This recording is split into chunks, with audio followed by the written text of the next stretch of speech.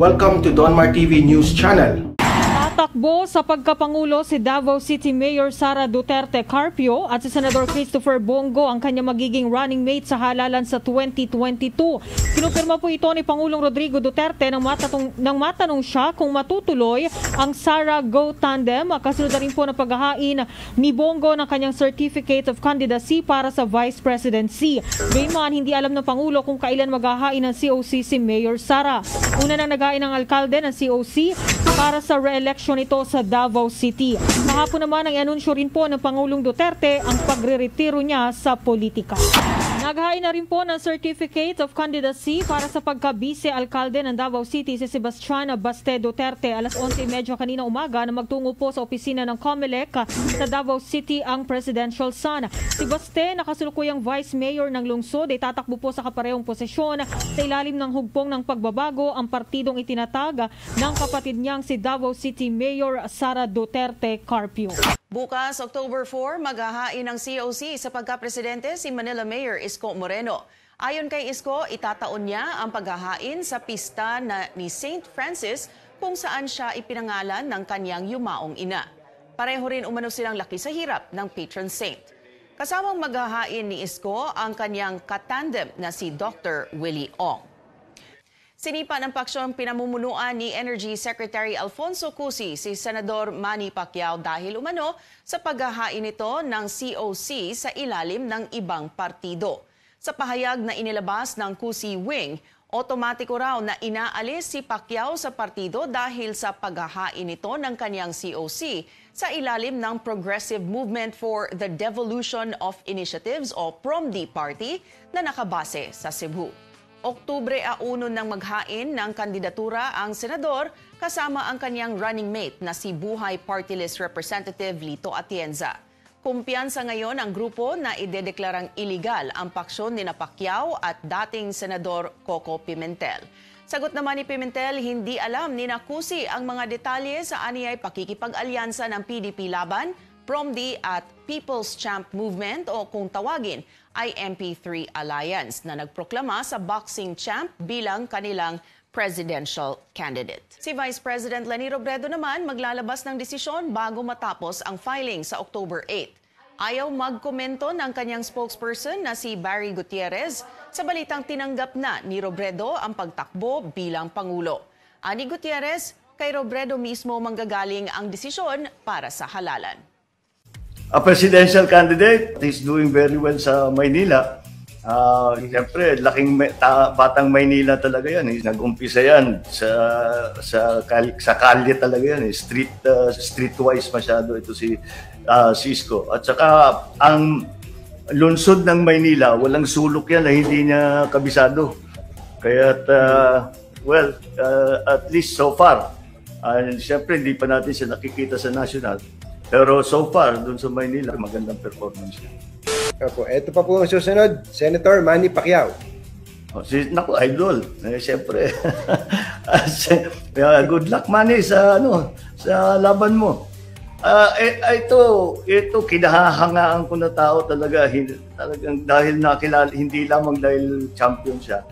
Dahil nakilala ko na ito at marami na kami usapan. Ibang klaseng tao ito si Manny.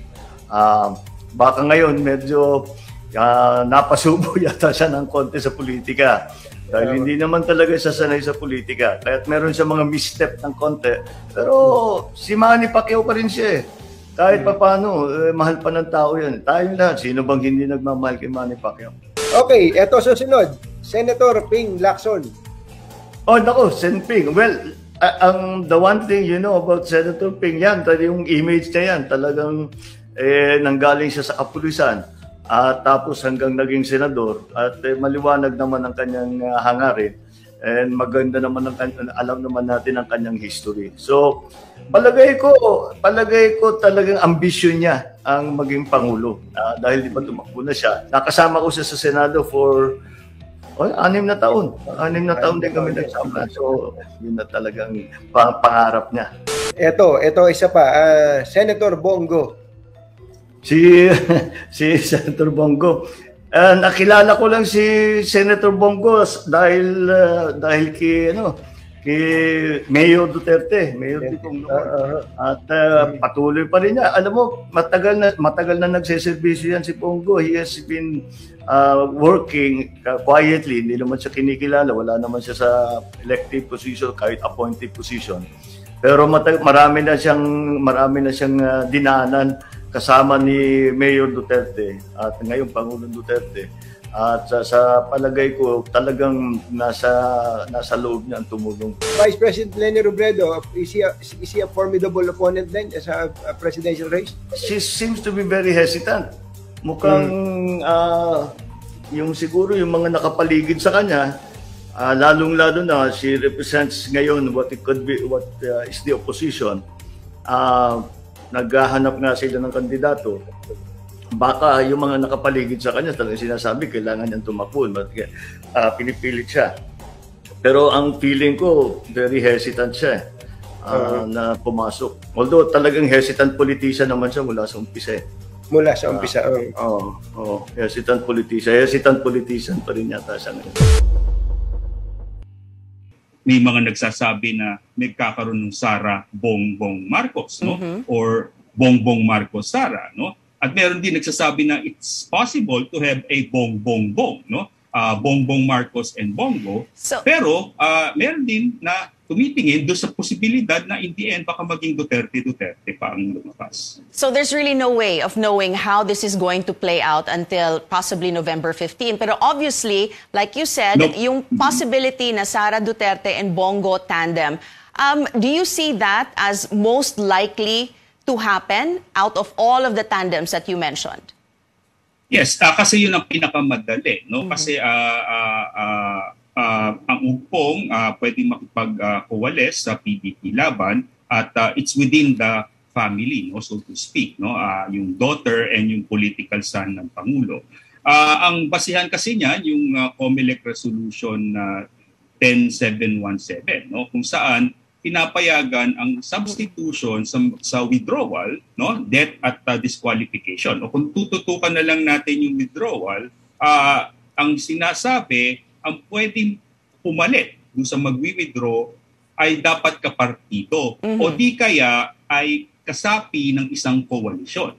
Yes. No, ang alam naman natin itong mga nakaraang buwan ng hugpong ay pumasok sa mga iba't ibang alyansa at koalisyon sa more than 5 political parties. No? So, yan ang dapat nating tutukan kung may magre-rehistro under hugpong or may magre-rehistro under another political party na kaalyansa ng hugpong.